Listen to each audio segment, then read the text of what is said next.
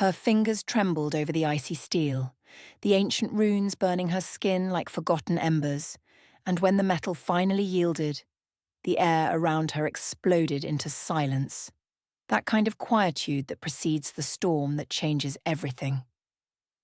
Ilara didn't yet understand the weight of what she had just done, but her bones already knew. She had freed something the entire world had tried to imprison. Before we dive in, please drop a comment with a rating from 1 to 10 and let us know which city you're tuning in from. May this moment bring reflection and emotion to your heart. Ilara had always known that silence had different textures. The silence of the university archives, for instance, smelled of aged paper and suspended dust. A kind of peace she could control, categorize, understand. But the silence of the forest that afternoon was different, dense, damp, charged with something she couldn't name. It was as if the trees were holding their breath, waiting. She shouldn't have been there. She knew it. The campus limits were clear, marked by faded signs warning of uneven terrain and wild fauna. But after 6 hours cataloguing manuscripts on forgotten dynasties, her mind needed air, movement, anything that wasn't faded ink and Gothic letters dancing before her eyes. The trail began gently, almost inviting, winding between moss-covered trunks. Ilara followed without much thought, her sneakers sinking into the soft earth, the sound of her own footsteps muffled by the dense vegetation. The wind shifted direction.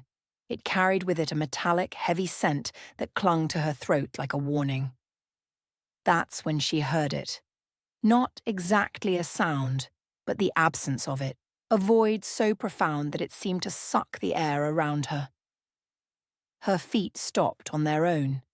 Her heart raced before her brain even processed the danger. She should turn back. She knew she should.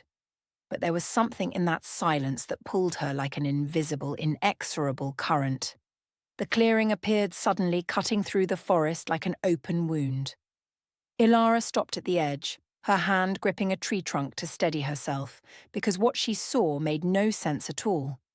In the center of the open space, half sunk in the dark mud, lay something her brain refused to accept as real. A wolf. But not just any wolf. The creature was colossal, the size of a horse, perhaps larger. Its silver fur was matted with mud and dried blood, its body trembling in irregular spasms. But what truly froze Ilara in place were the chains.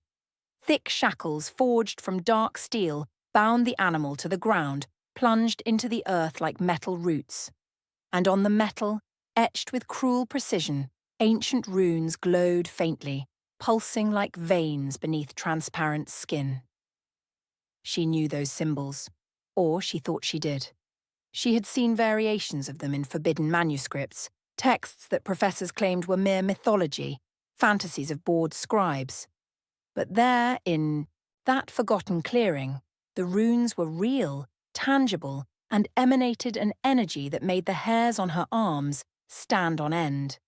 The wolf breathed with difficulty, each inhalation sounding wet, broken. There was no ferocity in that broken body, only pain. A pain so profound that Ilara felt it as a blow to her own chest. She should run, call someone, do anything but approach. But her feet were already moving, carrying her to the center of the clearing as if some external force commanded her muscles. When she knelt beside the creature, the cold mud soaked her jeans. But she barely noticed. Up close, the wolf was even more impressive and more terrifying. Its eyes, half closed, were a deep, almost liquid gold, and when they fixed on her, Ilara felt the entire world narrow to that single point of contact. There was intelligence in that gaze, recognition, and something that seemed dangerously close to a plea. The chains burned to the touch, literally. Ilara snatched her hand back with a muffled cry, the skin of her palm already red and throbbing. The runes glowed brighter, as if responding to human contact, mocking her pathetic attempt to interfere with forces that predated her by centuries. But Ilara Vance hadn't gotten where she was by giving up easily. She was the daughter of a single mother who worked 3 jobs, the granddaughter of an immigrant who crossed oceans with nothing but courage. If those chains wanted to burn, then let them burn. She wasn't going to let that creature die like this, alone, trapped like a disposable animal. She wrapped her hands in her jacket, creating a thin barrier between skin and metal, and pulled. The runes hissed, the sound echoing through the clearing like the cry of something very ancient, very angry. The wolf shuddered, its entire body convulsing, and for a second Elara thought she had made everything worse, that she was killing the creature instead of saving it. But then the metal yielded. It didn't break. It didn't shatter. It simply disintegrated, as if it had been made of smoke from the start. The shackles turned into grey dust that the wind scattered across the clearing, and the runes extinguished with a final flash of golden light that left spots in Elara's vision. The silence that followed was absolute. No birds, no wind, no breath. For a moment frozen in. Time, nothing existed but her and the freed creature before her. Then the wolf moved, not like a wounded animal, but like a predator finally regaining control. Its body began to change. Elara saw it, but her mind refused to process it. Bones cracking, fur retracting, form moulding into something new, something impossible. She should close her eyes, turn her face away, run until her legs couldn't carry her body anymore. But she was paralyzed, an involuntary witness to a transformation that belonged in the books she catalogued, not in the real world where she paid bills and drank reheated coffee. When the process finished, there was a man where the wolf had been, naked, covered in mud and scars, but unequivocally human, and unequivocally the most dangerous being Elara had ever seen in her life. He was tall, absurdly tall, with broad shoulders and muscles that seemed sculpted from stone. Dark hair fell in waves to his shoulders, tangled and dirty, framing a face with hard, almost brutal lines. But it was his eyes that held her in place, those same golden eyes, now in a human face, that watched her with an intensity that burned more than any rune. He said nothing. He just looked at her, his head slightly tilted, as if trying to solve a particularly complex puzzle. Elara swallowed hard, her throat suddenly as dry as a desert. She should say something. Ask who he was, what he was, how this was possible. But the words died before they could form a sound. It was he who broke the silence, his voice coming out hoarse, unused, as if it hadn't been spoken in a long time. You freed me. It wasn't a question. It was a statement, laden with something Elara couldn't interpret, surprise perhaps, or disbelief, or something more dangerous that she didn't want to name. I didn't know that. She stopped, realizing how ridiculous her words sounded. Didn't know what? That giant wolves were actually men? That magic chains existed? That her entire life had been based on completely wrong premises about how the world worked? He moved then, standing up with a fluid grace that shouldn't be possible in someone who, seconds before, had been on the verge of death. Elara flinched, unable to prevent the reflexive retreat, but he didn't approach. He just stood there, watching her with that unsettling intensity, as if he could read every thought passing through her mind. You shouldn't be here. His voice was low now, almost soft, but imbued with an authority that made every word sound like a decree. This place is not safe for humans. I gathered that. Elara managed to reply, her voice coming out firmer than she expected. But I couldn't just leave you to die. Something shifted in his expression. It wasn't exactly a smile, but an almost imperceptible relaxation around his eyes, as if she had said something unexpectedly right. No, he agreed, his gaze briefly shifting to where the chains had been. You couldn't. The way he said that sent a shiver down Elara's spine. There was hidden meaning in those words, layers she didn't understand, but that somehow included her in something much larger than a simple rescue. The wind shifted again, bringing distant sounds, voices perhaps, or just breaking branches. The man froze, his head snapping in the direction of the sound with impossible speed. When he looked back at Elara, there was urgency in his eyes. "They're coming," he said, his voice tense. "And when they arrive, everything will change for you. Do you understand that?" Elara understood nothing. But something in his tone, in the way he watched her, made her nod anyway. "Good." He took a step towards her, and this time Elara forced her feet to stay planted on the ground, refusing to retreat. "Because there's no turning back now. What you did here today cannot be undone." Before she could ask what exactly that meant, the forest exploded into motion. Figures emerged from the trees, men and women strangely dressed, as if from another era, carrying weapons that seemed as ancient as the runes on the chains.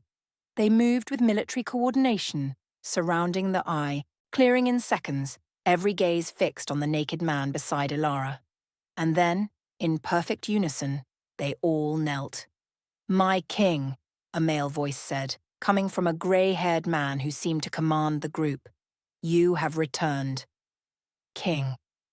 The word echoed in Elara's mind like a bell in an empty cathedral. She had freed a king who apparently wasn't entirely human, a king who now watched her with those impossible golden eyes, as if she were the most important piece in a game whose rules no one had bothered to explain.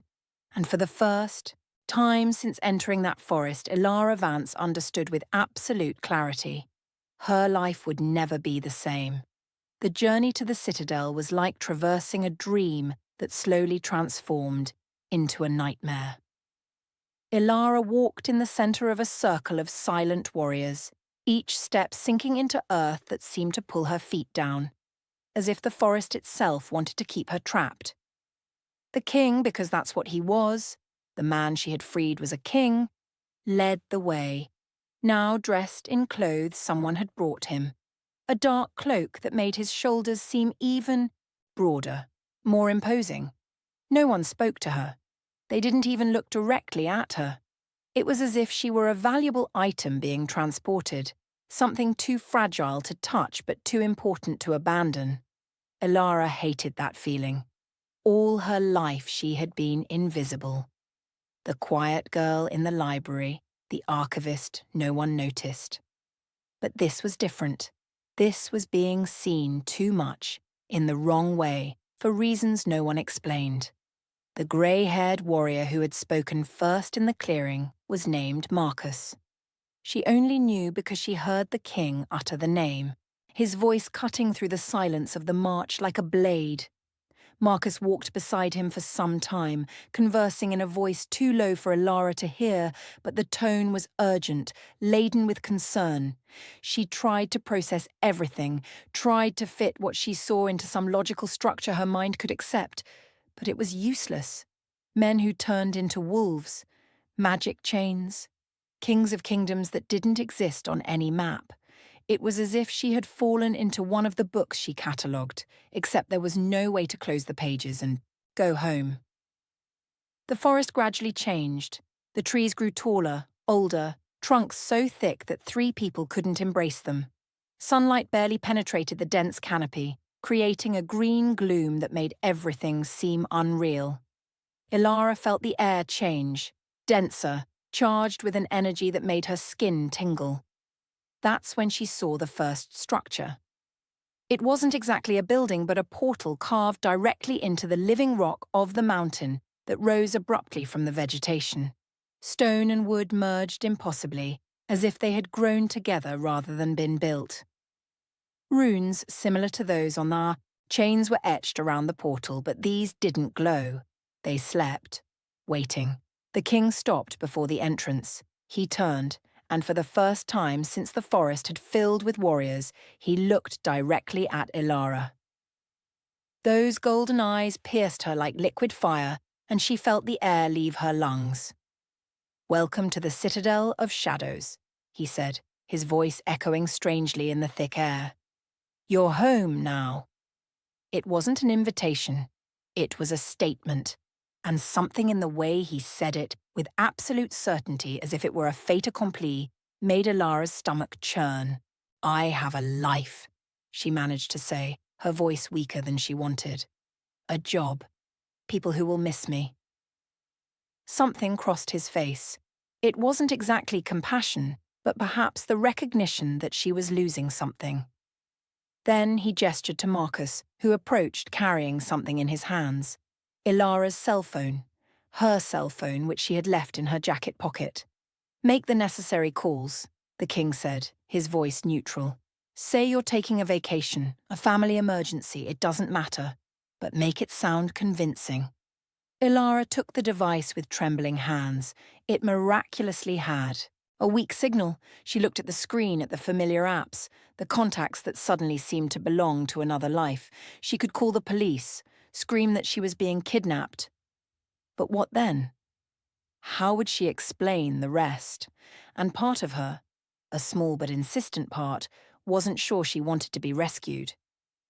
She dialed the university, spoke to the secretary, invented a story about a sick aunt in a rural town, asked for 2 weeks. The woman was understanding, told her not to worry, that they would take care of the archives. She hung up. She, called the only close friend she had, repeated the lie. Each word sank her deeper into something from which there was no return. When she finished, she handed back the phone. The king took it and, without ceremony, pulled out the battery. The message was clear. Connection to the outside world would not be permitted.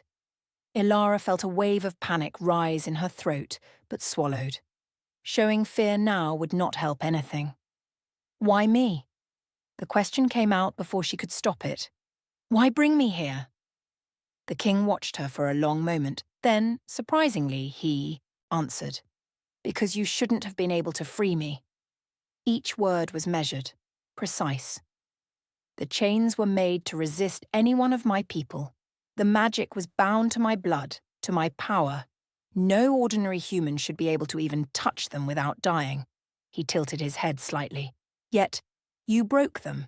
So, either you are not as human as you think, or there is something in you that I need to understand. The ground seemed to disappear beneath Ilara's feet. Not so human. The words echoed in her mind, absurd and impossible, but carrying a weight of truth she didn't know how to deny. I am human, she insisted, but her own voice betrayed uncertainty. I was born human. My mother was human, my grandmother. And your father? Silence. Ilara opened her mouth, but no sound came out, because she didn't know. She never knew. Her mother never spoke of him, always changed the subject when asked. Ilara had stopped asking when she was 12, accepting that some questions had no answers. The king saw the answer in her silence. He nodded, as if something had been confirmed. Then we will find out together, he said, turning to the portal. But inside, you are not safe out here. He stepped into the mountain and the warriors began to follow him. Ilara stood still, her feet refusing to move. This was her last chance. She could run. Try to go back to the forest, find her way back to campus. It would be difficult, probably impossible, but a sound cut through her thoughts, low, guttural, coming from somewhere among the trees. It wasn't human. Definitely not human. All the warriors' heads turned in the direction of the sound, hands automatically going for weapons. The king returned to the portal, looked directly at Ilara. Now, he ordered, leaving no room for negotiation. Ilara ran. Her feet moved before her brain finished processing the danger, carrying her through the stone portal. Darkness swallowed her for a second, then torches lit in sequence, revealing a corridor that stretched into the mountain's depths.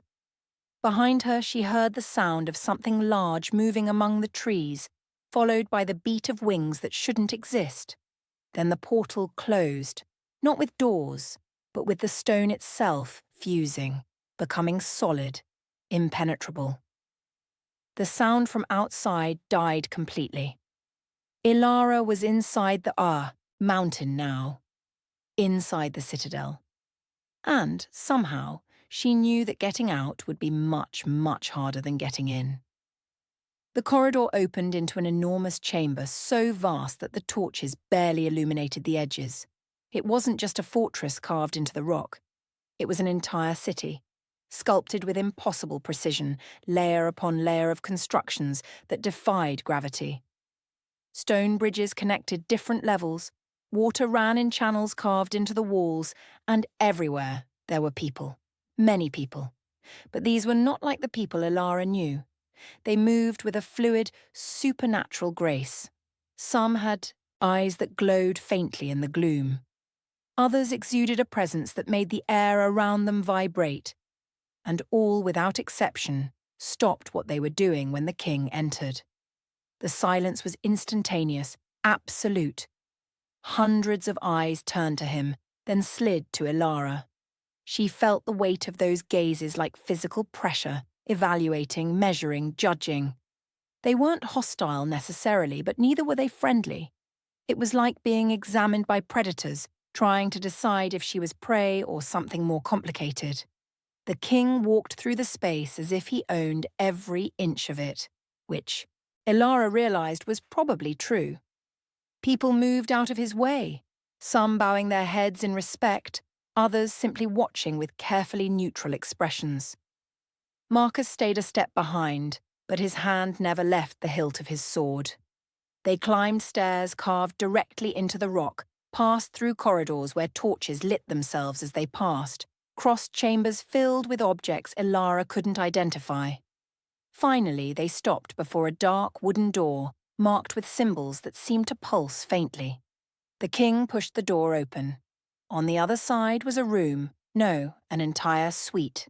It had a bed, a table, empty bookshelves, a narrow window that showed not the exterior but another inner chamber of the citadel. It was comfortable, even beautiful, and absolutely a prison. "You will stay here," the king said, his voice leaving no room for discussion. "Guards will be outside, not to keep you imprisoned, but to keep you safe. There are people here who will question your presence, who will see you as a threat or an opportunity. Until I understand exactly what you are, I need you protected."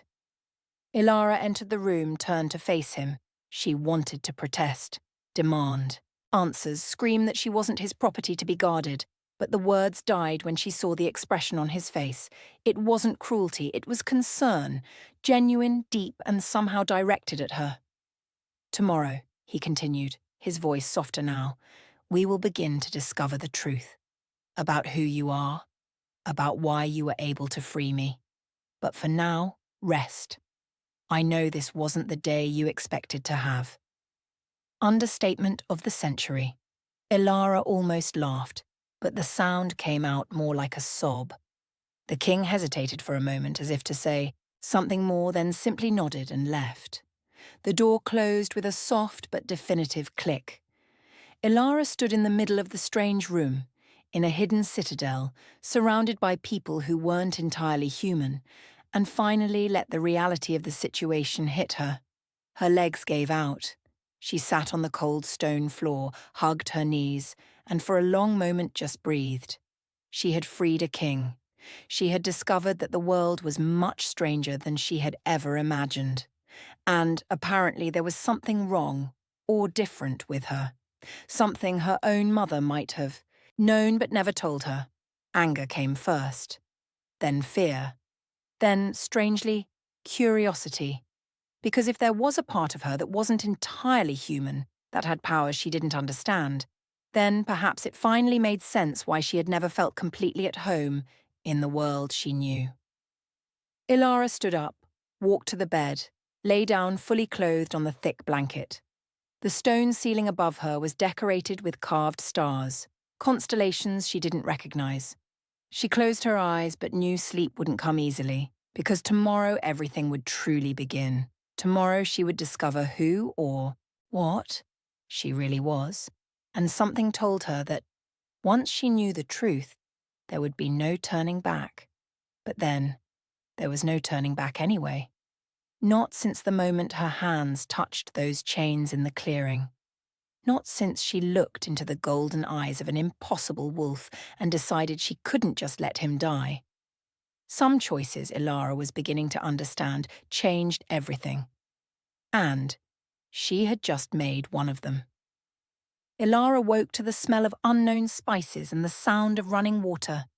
For a confused moment, she tried to remember where she was, why the bed felt like polished stone instead of her usual thin mattress. Then the memory returned like a cold wave. The forest, the wolf, the king, the citadel. It hadn't been a dream. It was real. Everything was terrifyingly real. She sat up in bed, noticing that someone had entered during the night.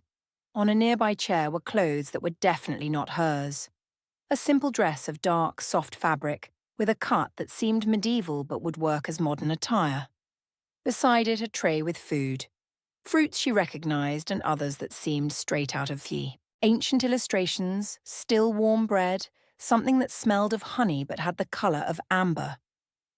She ate slowly, each bite a reminder that she was alive, that this wasn't a nightmare she would wake from.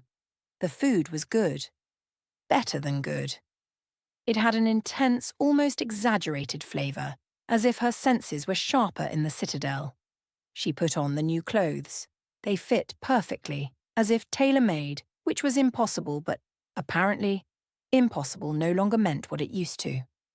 When she finally opened the door, she expected to find the guards the king had mentioned. She didn't expect to find a woman. She was stunning in a way that made Ilara want to hide. Tall blonde hair falling in perfect waves to her waist, eyes such a clear blue they seemed transparent. She wore clothes that were clearly those of someone important. Rich fabrics, embroidered with threads that shimmered even in the dim light of the corridor. And the way she looked at Ilara had a calculated coolness that made every muscle tense.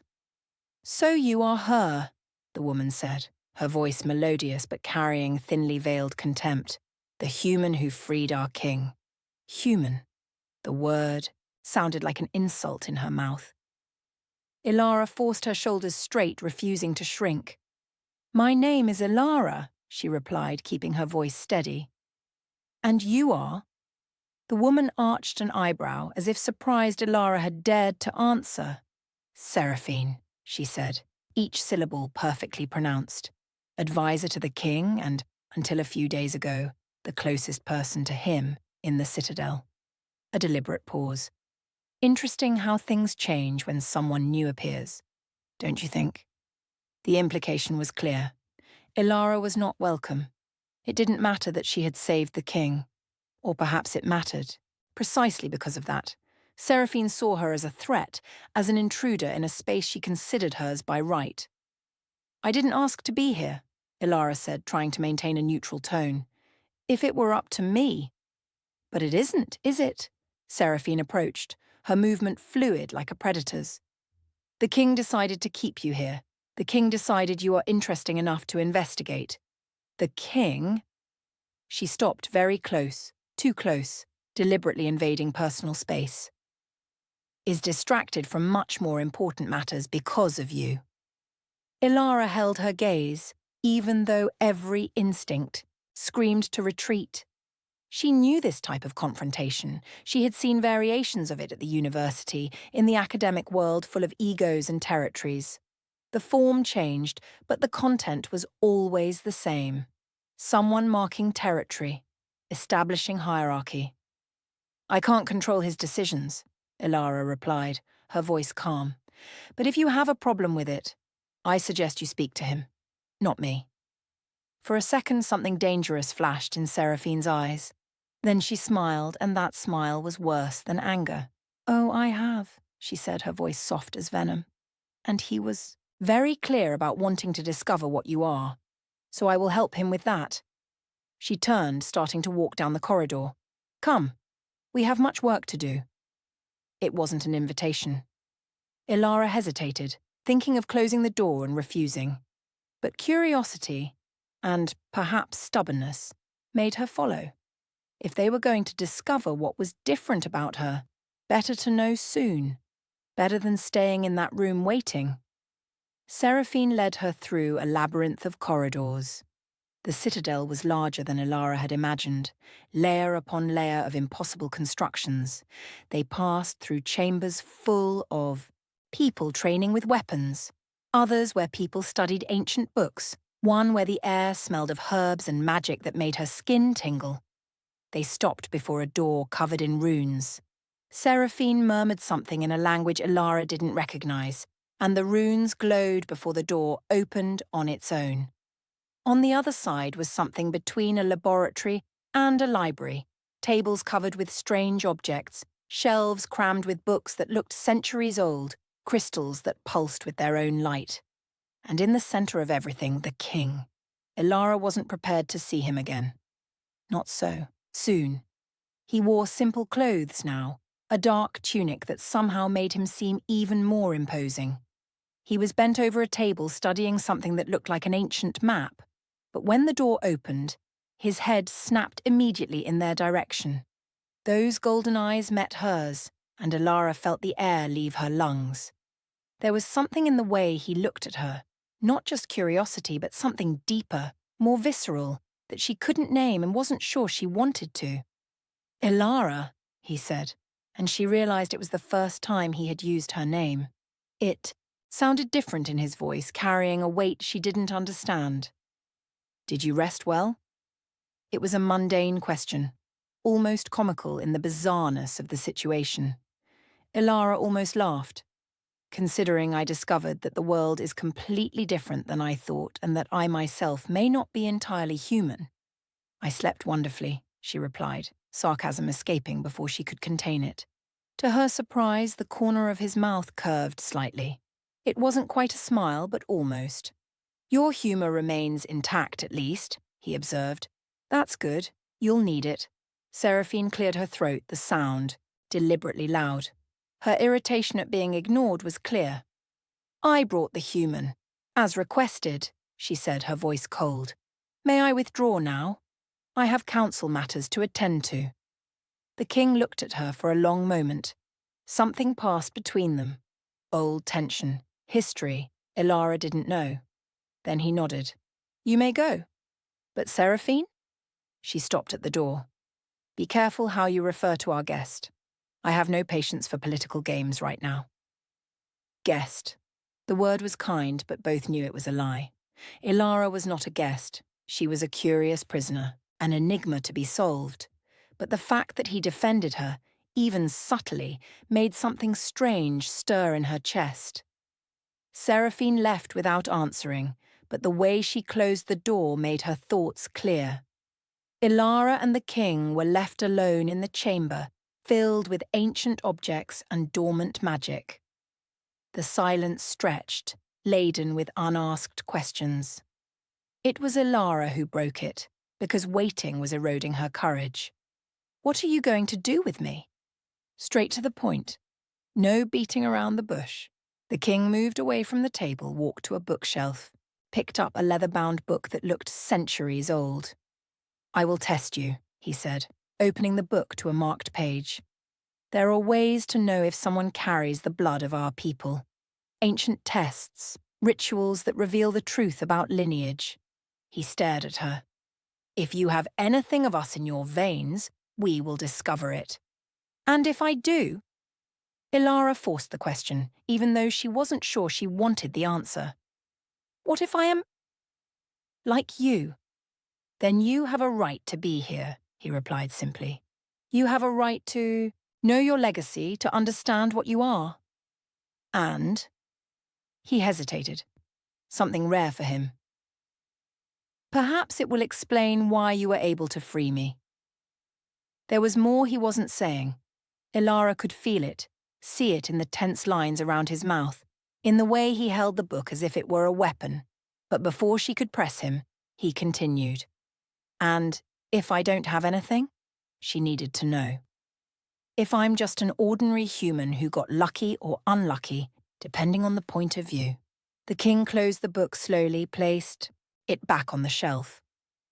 When he looked at her again, there was something close to sadness in his eyes.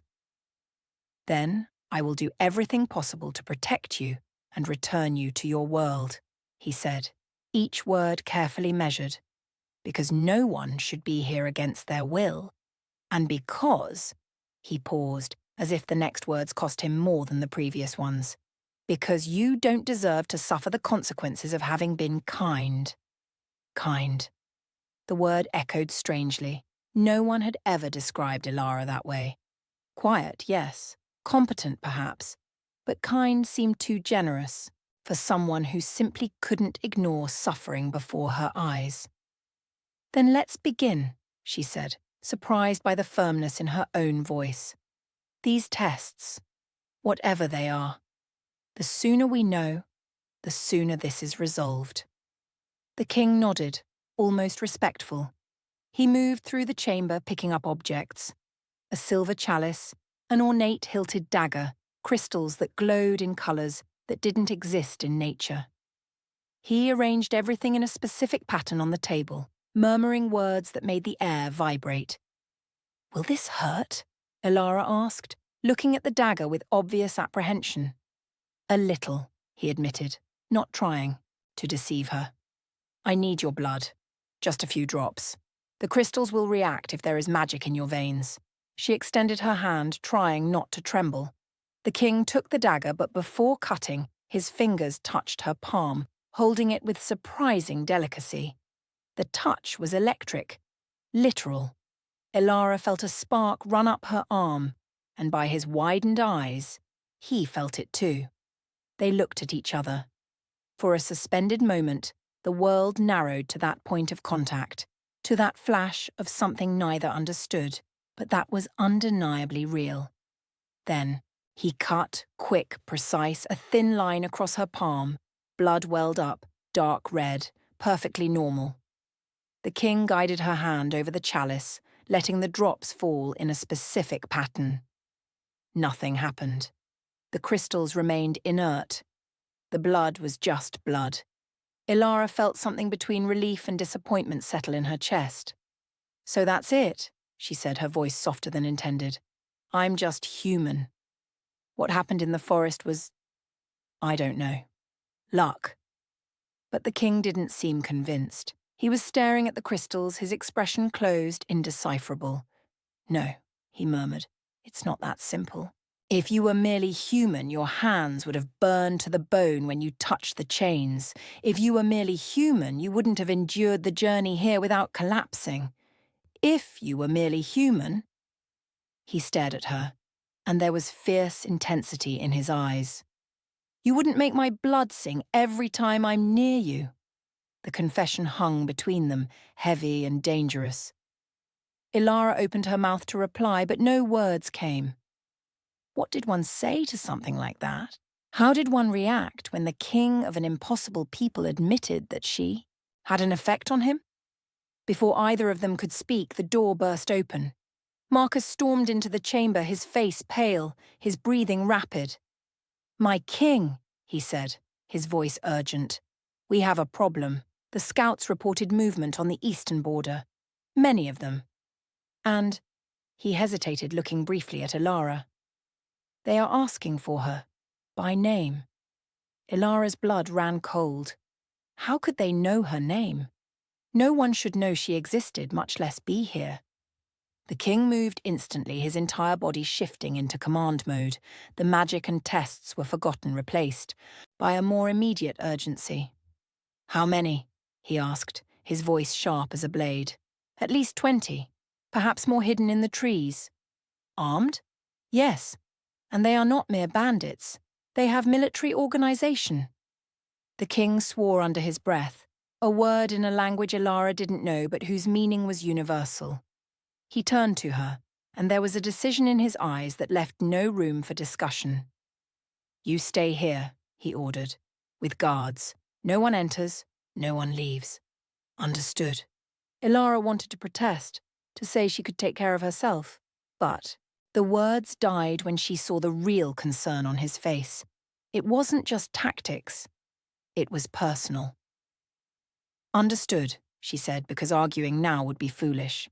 He nodded, already moving towards the door with Marcus, but he stopped at the threshold, looked back one last time. "I'll be back soon," he said, and it sounded like a promise. And when I return, we will discover the truth about you. All of it."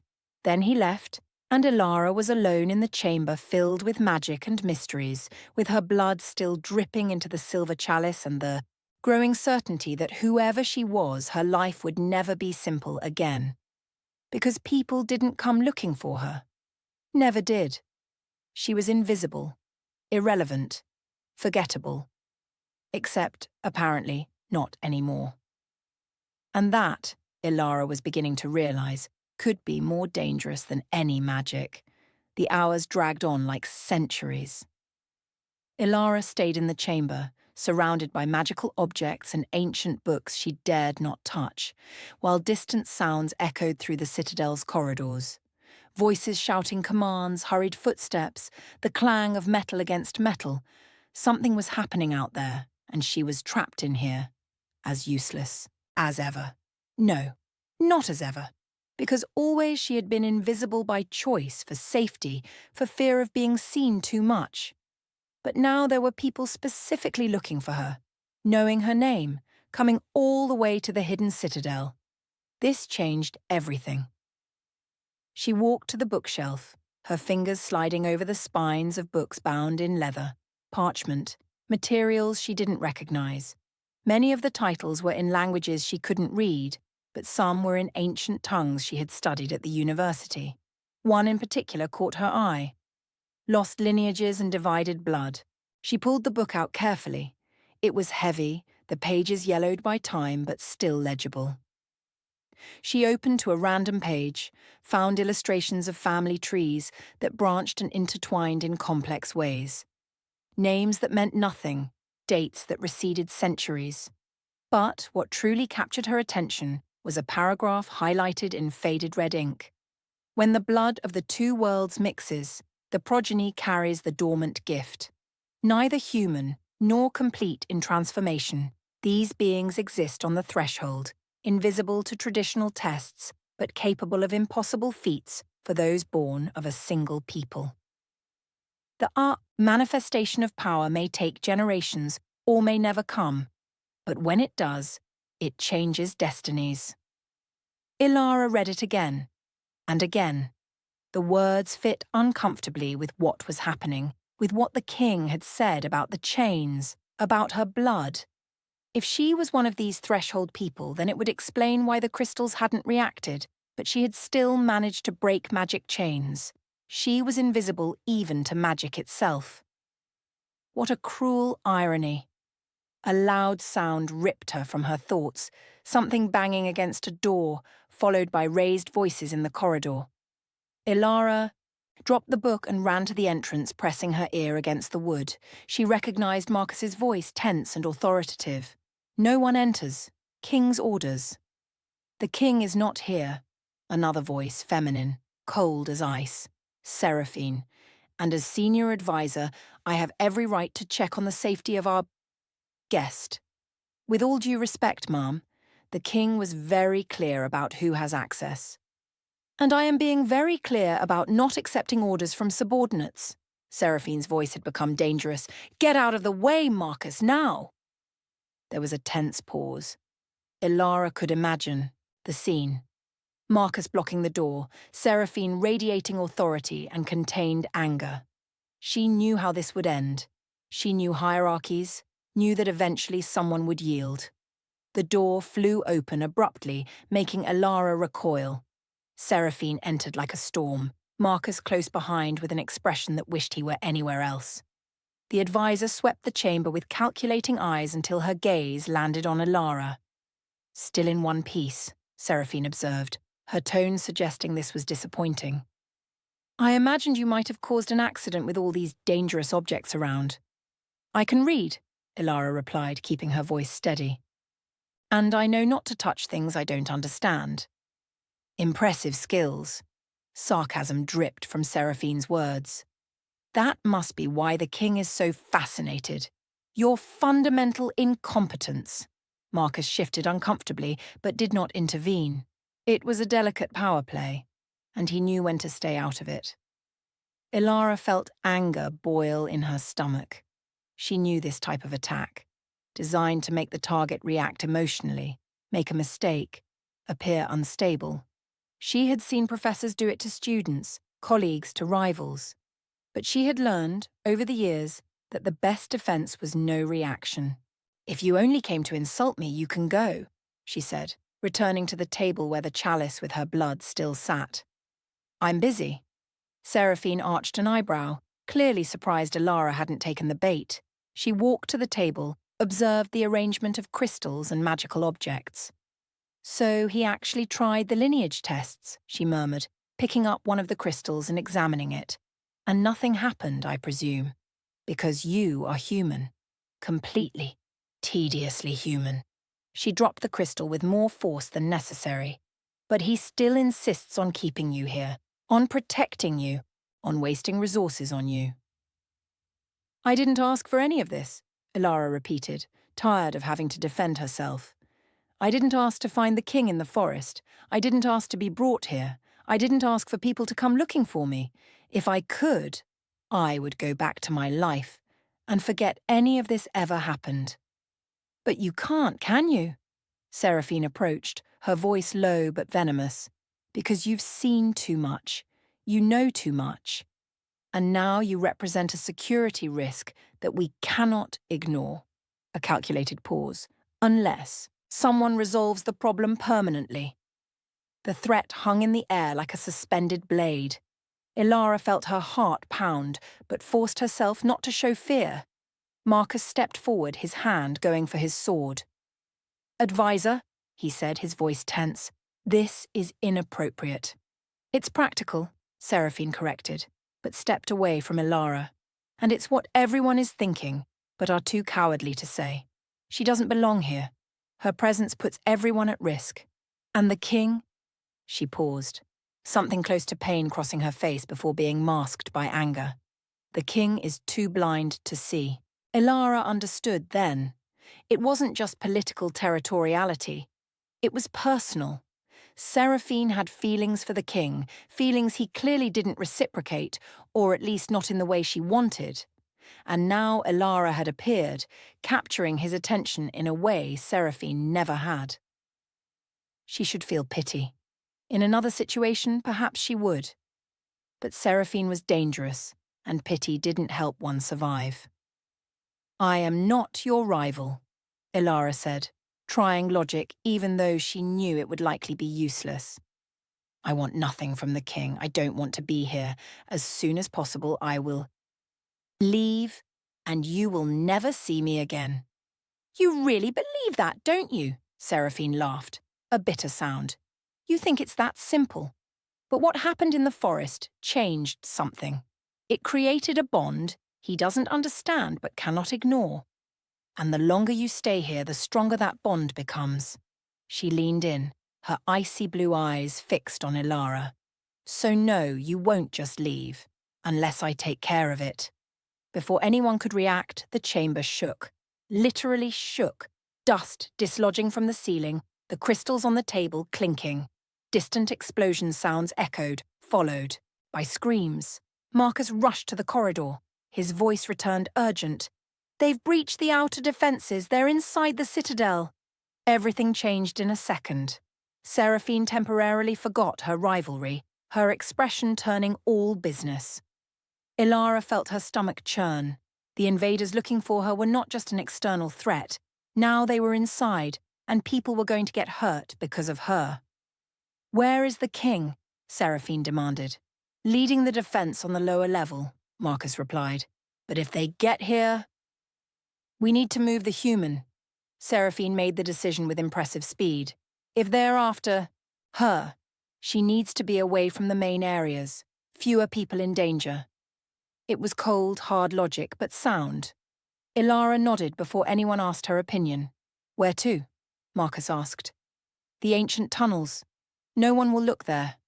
They're a labyrinth, even for us." Seraphine looked at Elara, and for the first time there was something close to reluctant respect in her eyes. "Can you run? Yes? Then run. Don't look back. Don't stop. And if anyone who isn't me or Marcus tries to stop you, flee. Understood?" Elara understood. She understood that the situation was worse than she had imagined, that her presence was putting lives at risk, that she needed to survive not only for herself, but because if she died, the invaders would have no reason to stop. They dashed out of the chamber. The corridor was chaotic. People running in both directions, warriors organizing into formations, children being led to safer levels. No one paid much attention to Ilara, everyone too busy with their own tasks. But then she saw it. At the end of the corridor, strange figures emerging from a side passage. They wore black leather armor, faces covered by masks that hid any identity. And all carried weapons that gleamed with a sickly light, like the runes on the chains that had bound the king. Magic. They had magic weapons, against a people who lived hidden precisely because of that magic. There, one of the invaders shouted, pointing directly at Ilara. The archivist! How did they know who she was? How did they know what she did for a living? The terror Ilara felt was visceral, primitive. Marcus pushed her behind him, his sword already drawn. Seraphine murmured something under her breath, and her hands began to glow with a bluish light. Run! Marcus ordered. I'll hold them here. You'll die, Ilara protested, but Seraphine was already pulling her, dragging her into a side passage. That's his job, Seraphine said, brutal but honest. And it's worth it if we keep you alive long enough to figure out what's going on. They ran. The stone complex turned into a confusing labyrinth of increasingly narrow passages, torches becoming scarcer until there was only darkness punctuated by faint crystals. Ilara stumbled on a loose stone, was unceremoniously pulled back by Seraphine. Here, Seraphine said, pushing an almost invisible door in the wall. On the other side, stairs descended into absolute darkness. The ancient tunnels. This is where the first king built the citadel. No one uses them anymore. They're dangerous. Perfect. More danger. Exactly what we needed, Ilara said, hysteria nudging the edges of her voice. Seraphine stared at her, and for the first time there was something genuine in her expression. I don't like you, she said, direct. But the king cares, and he is all that matters to our people. So I will keep you alive, whether you deserve it or not. Comforting, Ilara muttered, but started down the stairs. The darkness swallowed them. Seraphine murmured something, and a small light appeared floating between them, barely enough to see their own feet. The air grew colder with each step, damp, smelling of earth and ancient times. Behind them, sounds of battle echoed distantly, screams, metal against metal, things breaking. Ilara felt each sound like a blow to her chest. People were dying because of her. For some reason she still didn't understand. They reached the end of the stairs, emerging into a wide tunnel that stretched in both directions. Walls were decorated with ancient carvings, figures of wolves, the moon, symbols Ilara vaguely recognized from the manuscripts she had studied. This way, Seraphine decided, turning left. These tunnels connect the entire citadel. If we're careful... She stopped. Ilara almost collided with her back. Then she heard what made Seraphine freeze. Footsteps. Multiple. Coming from the direction they were going to follow. How did they get down so fast? Seraphine whispered, more to herself than to Ilara. They know the citadel, Ilara realized, horror settling in. Someone passed on information. About the tunnels, about everything. Seraphine looked at her, and for the first time, Ilara saw real fear in the other woman's eyes. Internal betrayal, she said. There's a traitor among us. The footsteps grew louder. Voices echoed in the tunnels, many of them hunting. Seraphine extinguished the light, plunging them into total darkness. Her hand found Ilara's arm, squeezing tightly. Don't make a sound, she whispered, lips against Ilara's ear. Don't breathe louder than necessary, and pray your human god is paying attention. They pressed themselves against the wall, barely daring to breathe, as the invaders passed dangerously close in the dark. And Ilara, for the first time since everything began, prayed. prayed to survive, for the king to be okay, for Marcus not to have died defending her. She prayed that, when all this ended, there would be an answer that made it all worthwhile. Because if there wasn't, then all that blood, all that pain, would be her fault. And Ilara Vance, invisible archivist who only wanted to live in peace, would carry that weight forever. Time stretched in the darkness. Seconds felt like hours as Ilara and Seraphine remained motionless, pressed against cold, damp stone, listening to the invaders pass dangerously close. Voices echoed strangely in the tunnels, distorted by the ancient acoustics, impossible to tell if they were meters or just a few steps away. Finally, silence returned. Not complete silence. There were still distant sounds of battle reverberating through the stone, but the immediate absence of threat. Seraphine waited a few more excruciating minutes before relighting her magic light, revealing tense faces and cold sweat. "We have to move," she whispered, "but in the opposite direction now. If they know the tunnels, the obvious paths are traps." Ilara nodded, voiceless. Fear had settled in her throat like a block of ice. Impossible to swallow. They turned, following the tunnel in the opposite direction, delving deeper into the mountain's depths. The walls gradually changed. The organized carvings gave way to more chaotic marks, as if claws had scratched the stone. Symbols Ilara didn't recognize. More primitive, more violent, covered surfaces in patterns that seemed to pulse even in the dim light. "Where are we going?" she finally asked, her voice hoarse. "To the heart," Seraphine replied, not stopping. "The original chamber, where the first king established the citadel. If there's a safe place in this mountain, it's there." "Why? What's so special about it?" Seraphine hesitated, as if pondering how much to reveal. "The heart chamber is protected by magic older than anything else here," she said eventually. "Magic from the founder's own blood. Only people of direct lineage can enter. And you?" She looked at Ilara with a complicated expression. "Well, we'll find out." They continued descending. The air grew even colder, so chilling that Ilara's breath formed pale clouds. Her fingers began to go numb, her teeth chattering. Seraphine seemed unaffected, but occasionally glanced at Ilara with something that might have been concern. When the tunnel finally opened into a chamber, Ilara almost cried out in relief, but the relief died as soon as she saw what lay before them. The door wasn't really a door. It was more a fissure in the rock, surrounded by runes that glowed intensely in blood red. The air around it vibrated with raw, primitive power that made every hair on Ilara's body stand on end. And before the door, like eternal sentinels, stood two gigantic wolf statues, so realistic that she half expected to see them move. "Here," Seraphine said, stopping at a respectful distance. "If you can pass through the protection, you'll be safe. If not..." She didn't finish, but she didn't need to. The implication was clear. If she couldn't pass, the magic itself would kill her. Ilara looked at the glowing fissure, then at Seraphine.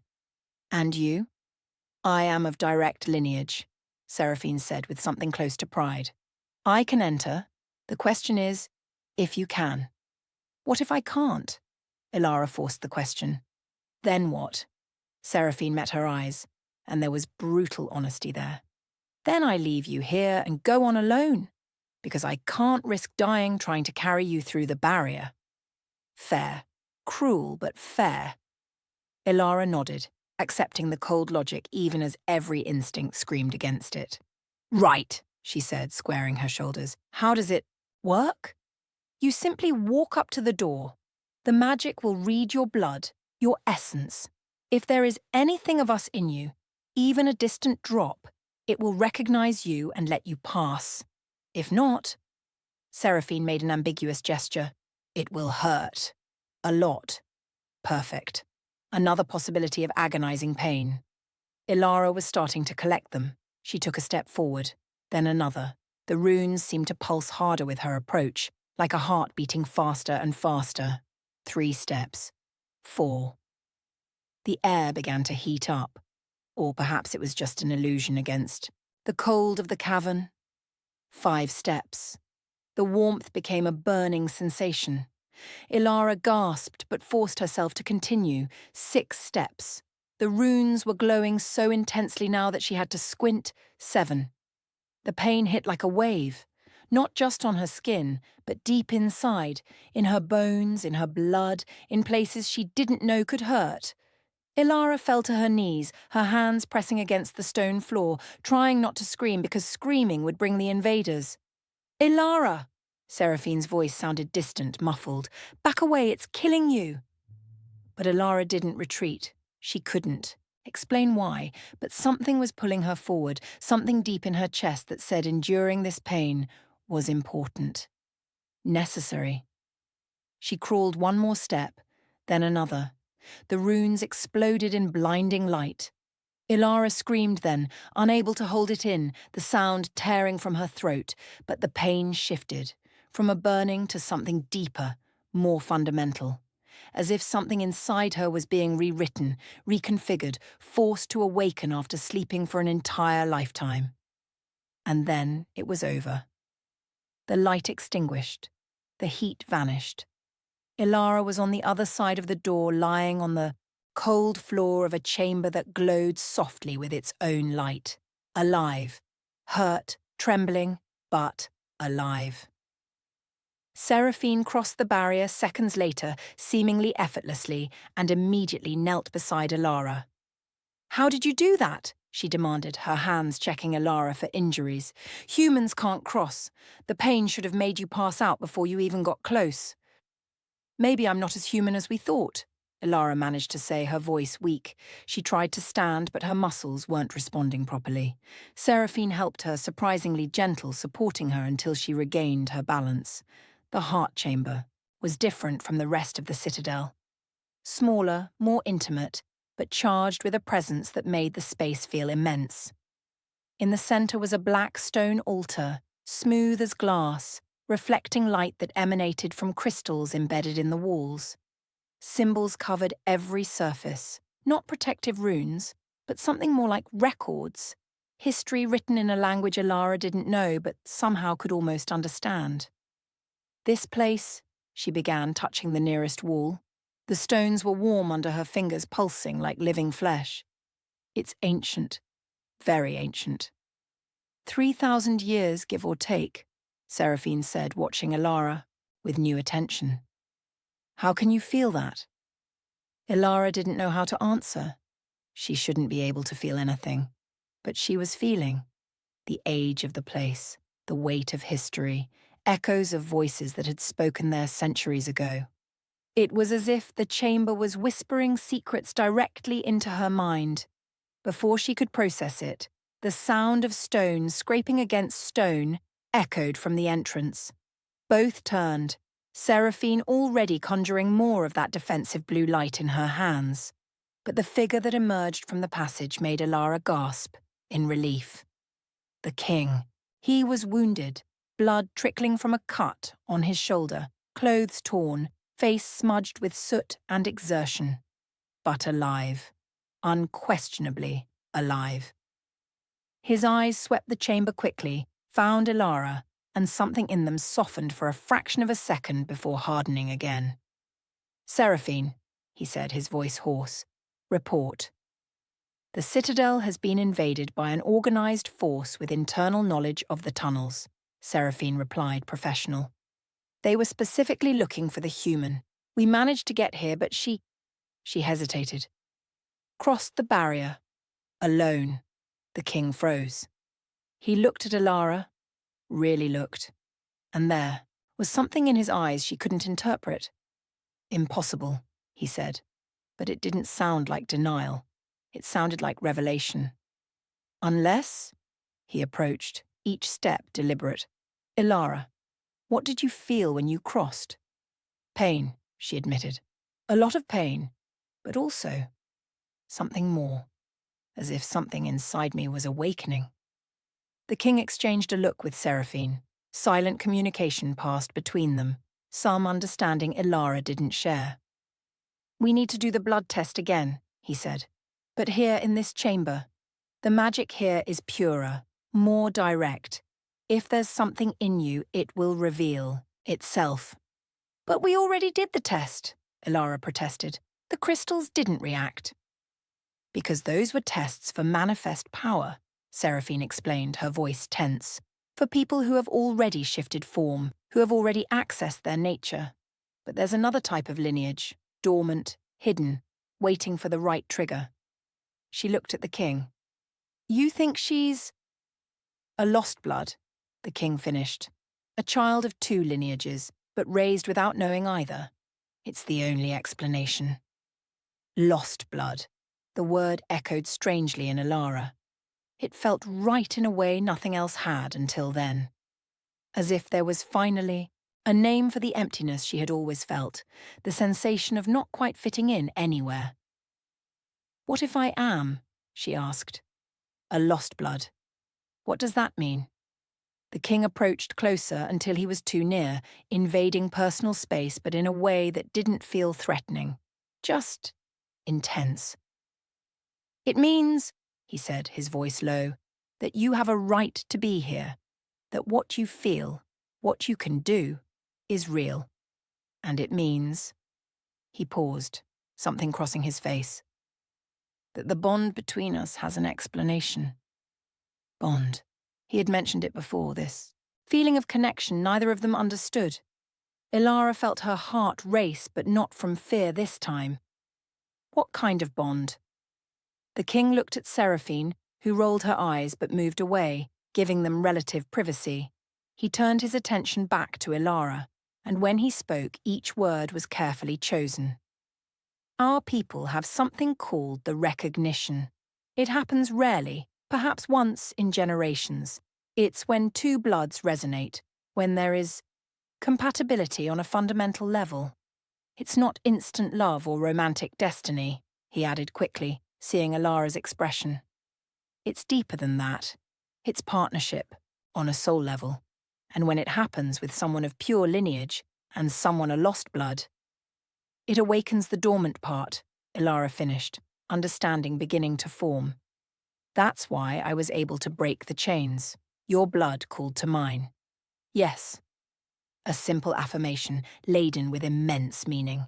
A distant explosion shook the chamber, reminding them that invaders were still hunting, that the battle wasn't over. The king turned to the entrance, his posture instantly shifting to command mode. "They will eventually find this place," he said. "We need to end this. Now." "How?" Seraphine asked. "There are too many, well-armed, and they have information about our defences." The king looked at Ilara again, and there was a decision in his eyes that frightened her. "They want Ilara? Then we'll give her to them. As bait." "No," Seraphine and Ilara said in unison, for the first time agreeing completely, but the king raised his hand, silencing them. "I'm not suggesting sacrifice, I'm suggesting strategy. Ilara appears, draws everyone to one location, and then—" A dangerous smile curved his lips. "We show them what happens when they invade the Alpha King's home." It was a risky plan. Suicidal, even.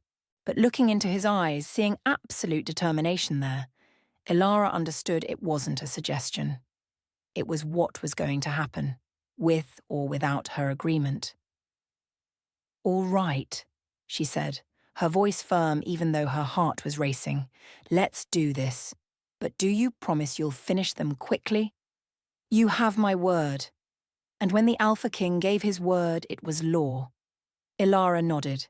She looked at Seraphine, who seemed torn between reluctant admiration and horror at the plan.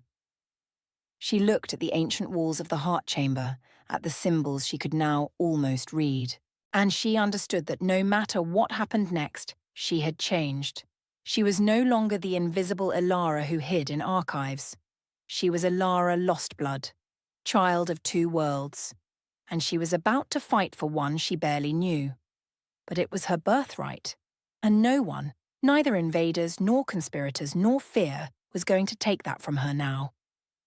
The final battle was coming, and this time, Ilara Vance would not be a victim. She would be the key that changed everything, The power running through Ilara's veins was not what she had imagined. It wasn't a violent explosion or a destructive flame. It was something more subtle, deeper, like a root spreading under the earth, silent but relentless. She could feel every person in the hall, every heartbeat, every breath laden with fear or determination. And stronger than anything, she could feel Kaelin, the immense wolf who stood between her and Aldrich, his body a living fortress. The red crystal in Aldrich's hand pulsed faster now, desperate to drain her power before it was too late. But Ilara was no longer the woman who had entered that hall. She was not the archivist who lived hidden among dusty books. She was a child of two worlds, and she was tired of running. Aldrich sensed the change. His ice-blue eyes narrowed, and for the first time since Ilara had met him, she saw something close to uncertainty cross that arrogant face. "You don't know how to use that," he said, but his voice had lost its dangerous softness. "You barely know what it is. Surrender now, and I promise a swift death." "No." The word left Ilara with a force she didn't know she possessed. And it wasn't just her voice, it was an echo of something ancient, something that resonated in the very walls of the citadel. The warriors around them paused for a fraction of a second, looking at her with expressions that mingled astonishment and recognition. Kaelin turned his massive head, his golden eyes meeting hers. And in that gaze, Ilara saw everything, his past, the scars not just on his body but on his soul, the loneliness of carrying an entire kingdom on his shoulders. And she also saw something more delicate, more precious. She saw that he had chosen her. Not out of duty or destiny, but because among all the people in all the worlds, it was she who made his heart recognize what was home. The bond between them glowed brighter, a golden thread that transformed into a chain, into a web, into something so intertwined that it was impossible to say where one ended and the other began. And with that connection came knowledge. Not in words, but in pure sensations. Ilara understood how to use what had slept within her for so long. Aldrich saw it, and attacked. But he didn't attack alone. The traitor, because there was always a traitor, always someone willing to sell loyalty for empty promises, finally revealed himself. Seraphine moved from the shadows where she had watched everything with calculated silence, her blade glinting with stolen magic as she aimed not at Ilara, but at Kaelin. "Now!" she screamed, and half a dozen warriors Ilara had thought were allies turned against their own brethren. The hall exploded into chaos again, but differently this time. It wasn't just battle. It was betrayal being paid with blood. It was trust being shattered into sharp pieces. Marcus roared something that sounded like pure pain as he blocked a blow from a warrior he had fought beside for decades. Kira, the scarred woman, transformed, fury into precise movement, taking down 2 traitors before they could reach the king. But Seraphine was fast, trained, lethal. Her blade sliced through the air towards Kaelin's exposed neck, and for a terrifying moment, Ilara thought she wouldn't reach him in time. The power reacted before she thought. It wasn't a conscious decision. It was instinct. It was the bond between them screaming no, that she wouldn't allow it, that she would rather tear the world apart than let that man die. Light exploded from her outstretched hands, not red and sickly like Aldrich's crystal, but golden and warm like summer sun. It struck Seraphine's blade mid-movement, shattering the metal into 1,000 fragments. Seraphine stumbled back, true shock painted on her face. How? Because she is more than you will ever be. Kaelin's voice was human now. He had shifted in the confusion, standing naked and blood-streaked, but alive, whole. His eyes never left Seraphine. You betrayed your people for what? Power? Envy? Or simply because Aldrich promised something your weak heart couldn't resist? Seraphine spat on the ground. You don't understand. You never understood. You and your father before you, so certain you're better, more worthy. But I I'm an alpha's daughter too. My blood is as noble as yours, and yet I was cast aside, ignored, treated like a common warrior when I should have been by your side governing. So that was it. It wasn't about Ilara. It had never been about Ilara.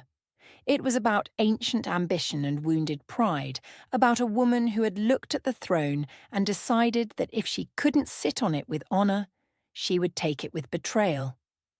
You could have had a place of honor, Kaelin said, and there was something close to pity in his voice.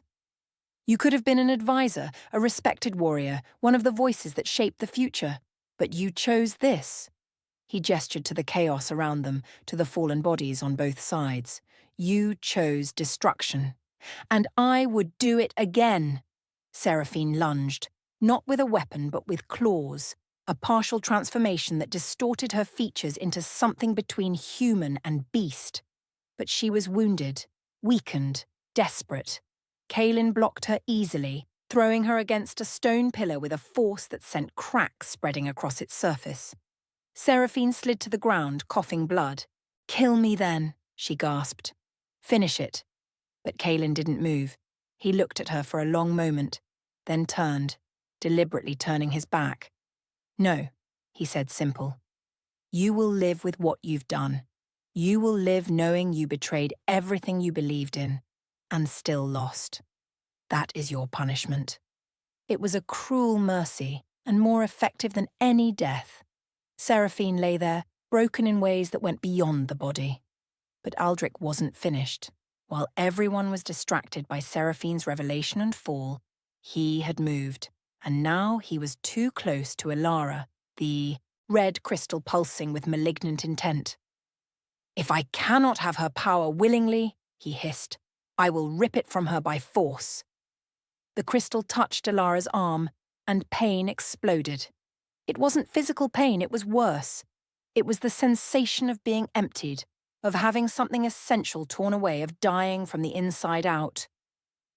She screamed, falling to her knees, and heard Kaelin roar in response. But then, through the pain, Ilara felt something more. The bond. The connection between her and Kaelin that was not just emotional, but deep on a level that transcended flesh and bone. And she understood. Aldrich couldn't steal what she had given freely. He couldn't take power that she chose to share. With an effort she felt in every cell, Ilara closed her hand over the crystal. It burned her palm, but she didn't let go. She held on as she poured every drop of power she possessed, not into the crystal, but through it. She used it as a conduit, as a bridge, and sent all that golden energy back to Aldrich. The effect was immediate. The crystal began to crack, white lines spreading across its surface. Aldrich tried to release it, but couldn't. His own magic, his own greed, trapped him there as Ilara's power flooded him. Too much power. Power no body could contain. The crystal exploded, not in fire or light, but in silence, an absolute implosion that sucked everything within a 10-foot radius.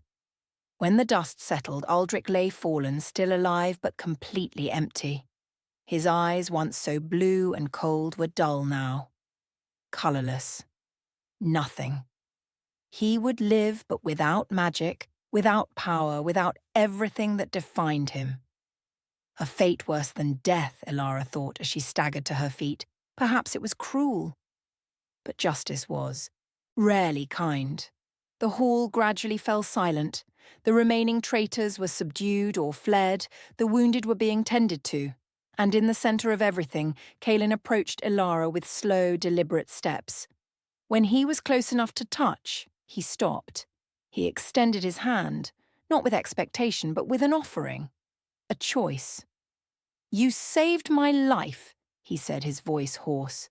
"You saved my people. You saved all of us." A long pause. "But that doesn't mean you have to stay. I can arrange safe passage back to your previous life, to the university, the archives, the peace." Ilara looked at that outstretched hand. She looked around the destroyed hall, at the people who were beginning to look at her not with fear, but with cautious respect. She looked at the world she had discovered by accident and which had changed everything she thought she knew about herself. And she looked at Kaelin, this man who was king and monster, and something unexpectedly gentle when he let his guard down. This man who offered a choice, even when she knew, by the bond pulsing between them, how much it cost him. "What if I don't want peace?" she asked softly. "What if I've discovered I prefer chaos, as long as it's this chaos, as long as it's with you?"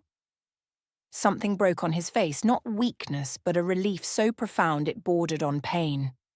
"Then stay," he whispered. "Stay and help me rebuild. Stay and be a part of this. Stay and be yours," she completed, taking that outstretched hand. Not as submission, but as partnership, as recognition of what they both already knew. The hall around them began to react. Whispers, then louder sounds, then roars of approval that made the ceiling tremble.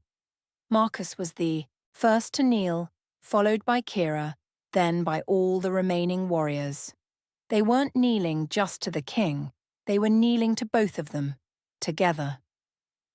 Ilara wanted to say she didn't deserve it, that she was just an archivist who had stumbled into destiny by accident. But then she looked into Kaelin's golden eyes and saw a truth he had never spoken aloud. There were no accidents, only paths that needed to be walked until they reached where they were always meant to end. And hers ended here. In this ruined hall beside this improbable king, surrounded by people, who had become family when she wasn't looking. When Kaelin pulled her into an embrace that was a promise and a claim and a home, Ilara closed her eyes and finally, allowed herself to rest. The archivist she had been died in that forest along with the chains. Who remained was something new, something stronger, truer, more complete. And as the citadel around them began the long process of healing, Ilara Vance, child of two worlds, companion to the king, stood where she had always belonged, in the center of everything, finally free.